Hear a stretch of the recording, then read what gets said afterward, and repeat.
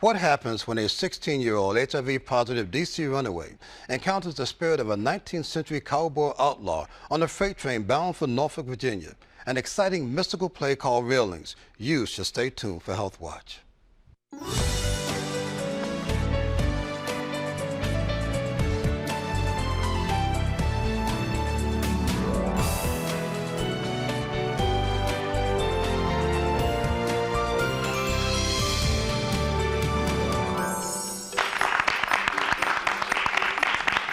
Hi, I'm Terrence Anderson, and this is Health Watch. We'll get to the play in just a minute, but did you know that each year African Americans account for 44% of all new HIV infections in the U.S., and that 41% of all Americans living with HIV are African American?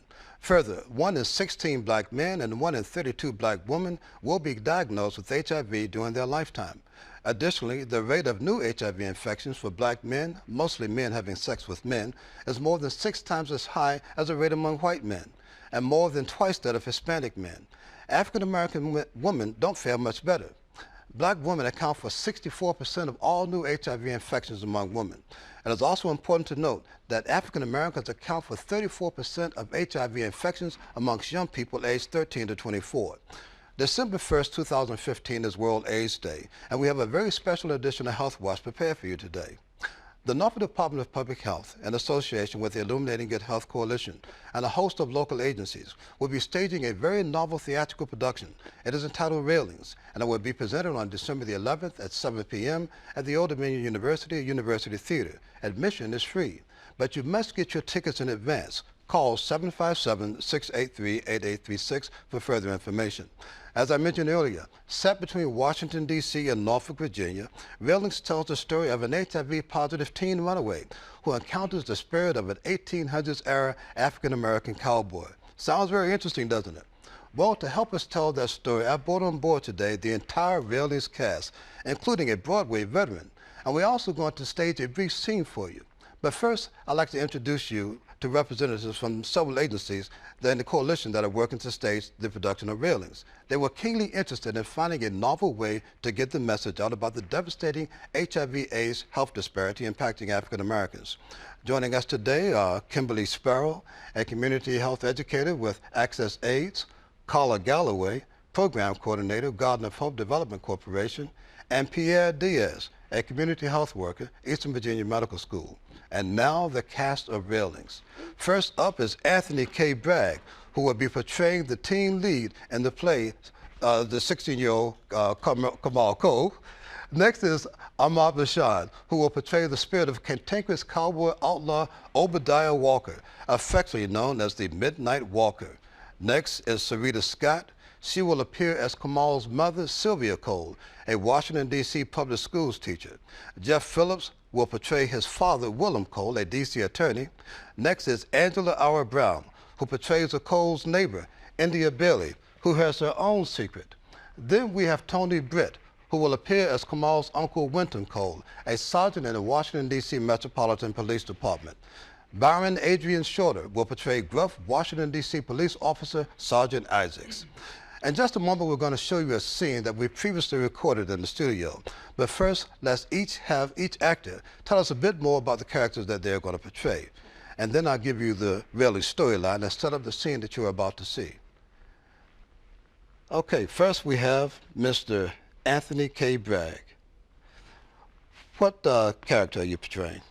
Kamal Cole. And who is Kamal Cole? He is a 15-year-old. 16-year-old. Well, most teenagers don't know how old they are. 16-year-old high schooler who. Let me have you stand up. Okay. Used to play football until something happened to him that he is scared to show or tell anybody, and yeah, he's been keeping it a secret for a while until finally he. And we're going to share that secret in the scene that we do today. Yes. Thank you, sir. Grab a seat. Mr. Ahmad Bashan, what character are you playing, and tell us about that character? I'm playing Obadiah. Obadiah is basically a charismatic cowboy, 19th century cowboy, and he's like, in their day, the Robin Hood of their time. He more or less is looking out for those who are less fortunate, taking for those who are fortunate.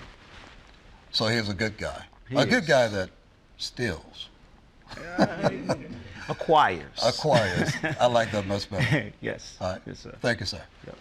And next we're going to talk to Miss Angela Ara Brown. Hello. And who do you portray, my dear? I portray India Bailey, and she is a woman who's neighbors to Sylvia and Kamal, and she helps Sylvia during this time that she's worried about her son. So she consoles Sylvia. She's basically best friends with her, and so she uses humor as well to shed light on the situation that happens in the play, as well as she's a woman of faith that she's strong because she too has a secret that she shares with her neighbor, and she basically wants to reassure her neighbor that everything's going to be okay. And you're a Broadway veteran in the cast. What show did you do on Broadway? I did Mamma Mia Mamma on Broadway, Mia. yes, and also I was in the cast of Wicked Okay. in Los Angeles. Fantastic. Thank Grab you. a seat, my dear. Thank Thank you. And Mr. Tony Bitt, who are you portraying, sir? I am portraying Winton Cole. I am Kamal's uncle. I'm a sergeant on the DC Police Force, and I'm not just a police officer, but I'm even more so an activist in the community. I'm very passionate about trying to help my community out and trying to guide the young men in my community to a better way. Okay. Well, thank you, sir. All right. And this is the rough and gruff police sergeant. And your name again is Byron Shorter? Yes, sir. And the character that you're portraying? The character I'm portraying is Sergeant Isaacs. Sergeant Isaacs is also a veteran police officer at the DC Police Department. But unfortunately, his career went a different path. He has anger issues, with kind of affects his judgment on the job. And unfortunately, it affects other people as well. Yes. Well, hopefully we get an opportunity to talk to all of you again. But right now, what I want to do is to set up that scene for you. Willem and Sylvia and Kamal Cole live in Washington, D.C.'s Capitol Hill community and the northeast section of the city. It is a trendy neighborhood in the northeast section. Ever since he was a child, Kamal has been in awe of the city's monuments. They have inspired his dreams to become an architect one day, designing towers to remind people of the heights that they can reach even when they're feeling their worst. Several days after a routine physical, Kamal's pediatrician summons the entire Cole family to his office. The news is not good. Kamal is HIV positive. His parents are heartbroken, and Kamal must now face head-on a horrific secret he has harbored for several years. Engulfed in a torrid tempest of disillusionment and desperation, he takes off in a rage to the only place he can find solace, his favorite D.C. monument, which happens to be the George Washington Masonic Temple in Alexandria, Virginia. He jumps on board a Red Line Metro subway train at Union Station, transfers to the Yellow Line at L'Enfant Plaza, then travels to the Alexandria King Street Metro stop. When standing on the subway platform, there, taking in a full view of the temple, he spies a freight train with an open boxcar sitting on parallel tracks. This is quite an irresistible invitation to a troubled youth. He makes his way over to the stationary boxcar and cries himself to sleep, only to awaken to find the frightening visage of a 19th century cowboy standing over him, Obadiah. Needless to say, theirs is a difficult acquaintance initially, but eventually the charismatic Obadiah wins Kamal over. In this brief scene, Kamal shares a secret that has heretofore he's never told a single soul. Let's check out the tape.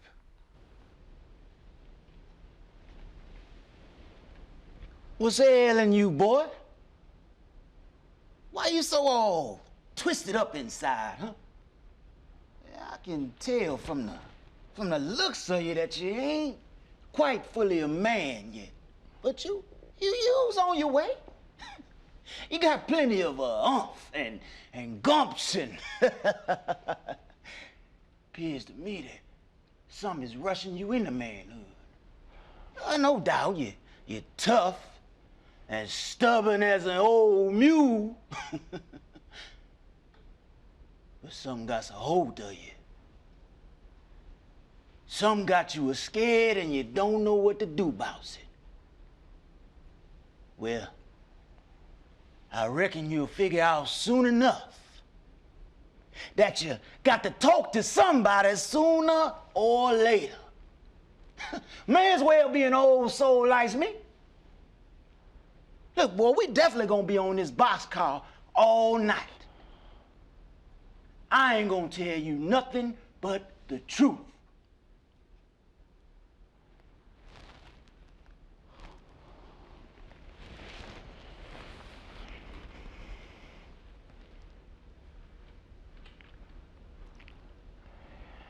It was after a game.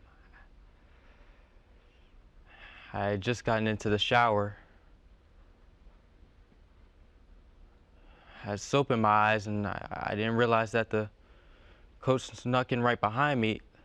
I was so nervous, I quickly tried to move away, but he wouldn't let me. He grabbed onto me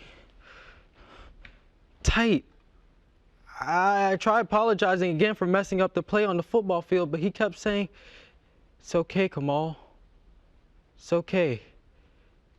Everything that happens in this world, it's only temporary.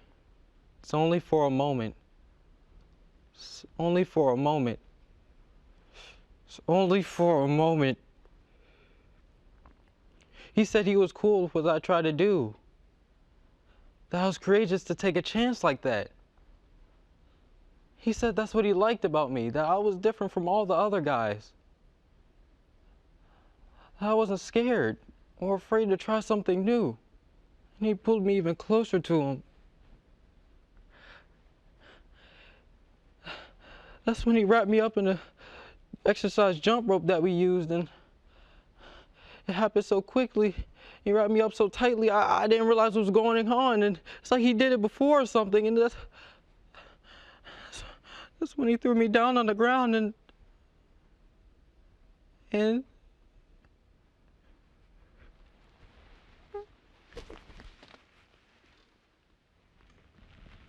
This the man that gave you that HIV thing.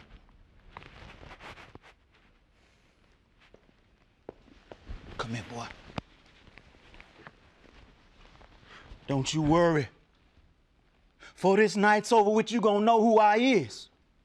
And you gonna know why you on this here boxcar. And you gonna know that you gonna be all right too. 8, 7.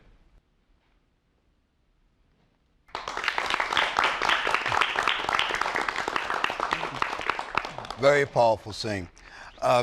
We wanted to point out to you that obviously this is just a rehearsal scene for what you're going to see. You don't see the costumes, you don't see the set. The set is going to be very nice. The costumes are going to be fantastic. But we're going to continue now talking with our HIV/AIDS experts. And I have standing in front of me Ms. Kimberly Sparrow. Kimberly, how is it that you came to work for Access AIDS, and what is the Access AIDS mission? Well, I actually was referred to the position by someone who had been there over 17 years and a very good friend, and she was about to retire and called and asked if I would be interested in the position. And so since I'm very passionate about HIV in the African American community, I jumped at the chance.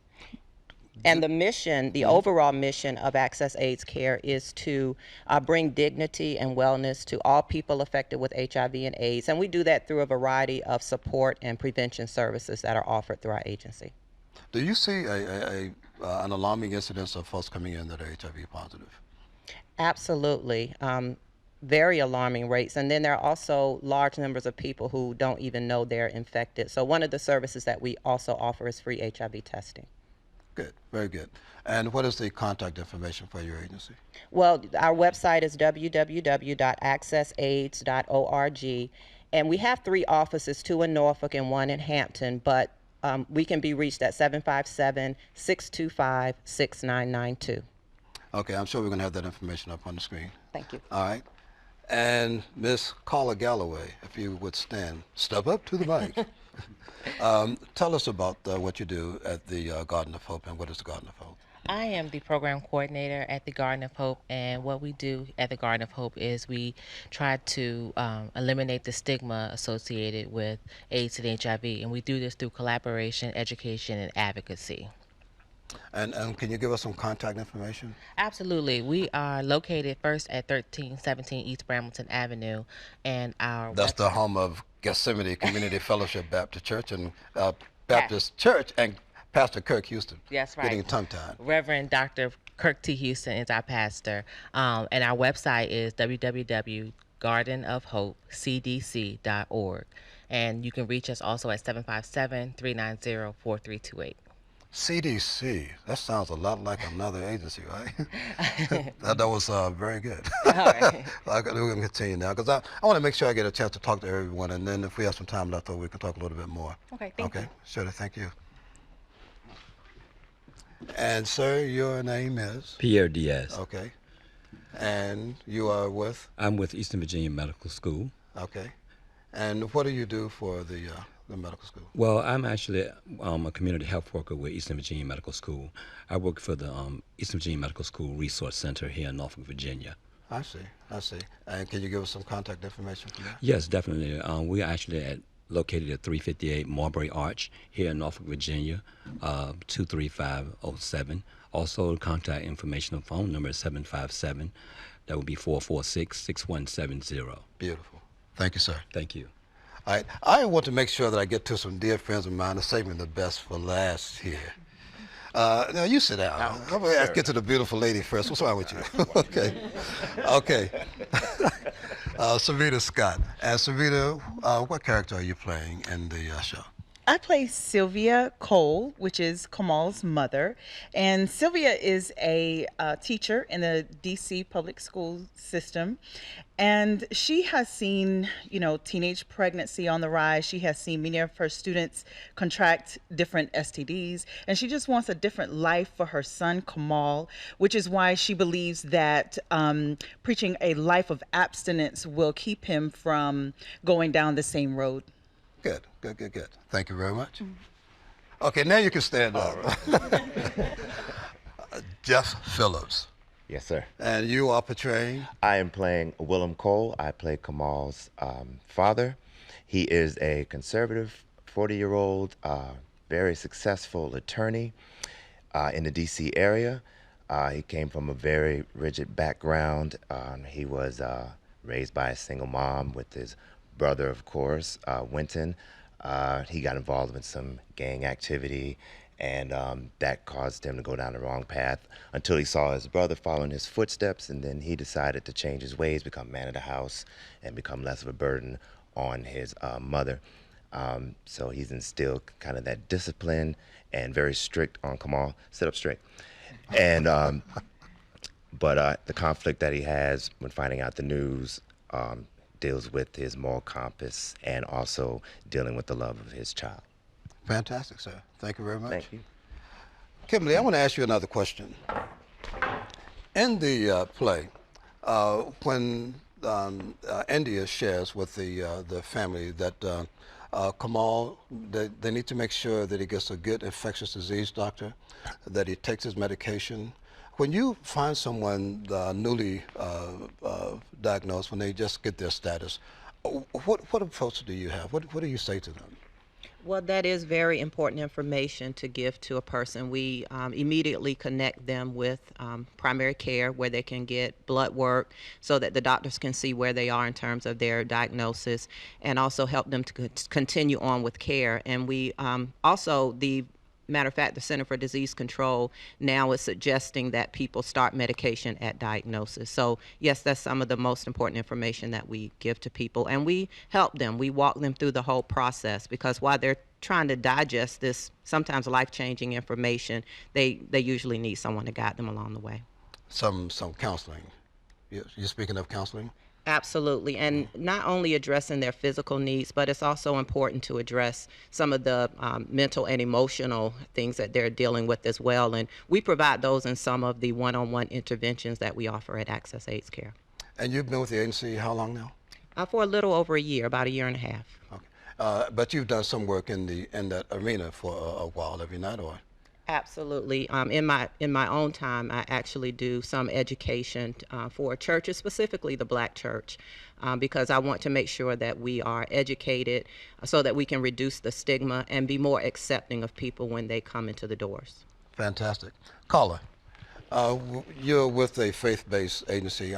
For someone that's newly diagnosed, I know that you don't necessarily deal directly with the clients, but for someone that's newly diagnosed, or someone that's dealing with some other tragedies or difficult situations rather than tragedies, how important is faith? Faith is absolutely important. You have to be able to lean on something, especially during such a difficult time. And during this time, we try to, a person that's newly diagnosed, they may come to the church to share their information. And we want to make sure that the church is a safe haven for them to be transparent about their diagnosis. And we work with agencies such as Access and the Urban League and EVMS so that as a church and as a faith-based community, we are educated and are able to provide them with a rich amount of resources. Okay, well, what I want to do, thank you so very much.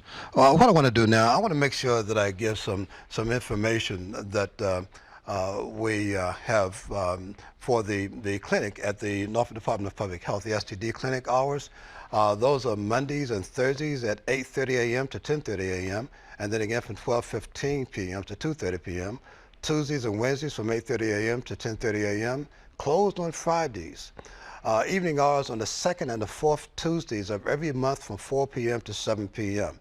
Now, if you want to call for more information, you can call 757-683-2767. 757-683-2767. Guys, I want to thank you all for coming, and I am going to give some more information, but I also want to give anyone an opportunity to say anything else about the production. Let me get back to the actors here.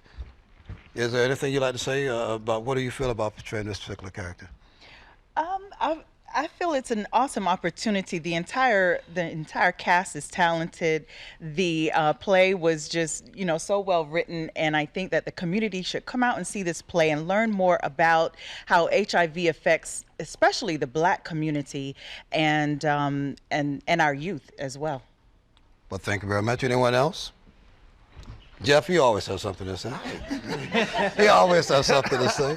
But you honestly, though, just being very honest, you gave a very good character profile of Willem Cole. How do you feel about, if you can just elaborate a little bit more, speaking as a character, how do you feel about the fact that your son, who's a celebrated football player, is now HIV positive? What does that do to you? Well, like I said in the profile a little bit, it caused a little bit of turmoil inside of Willem because once he got that information, the first thing that probably went to his head is that there was possibly relationships, of gay relationships he's having. And Willem is, like I said, very conservative, very Adam and Eve, if you will. And to get this kind of information with somebody who especially felt that he's clear and cut about his opinion on it, now has this turmoil to deal with, dealing with his own son in this light. Okay. All right, well, thank you. Yep. Guys, I wish I had more time, but I'm going to run out of time, and I want to make sure I get some information here.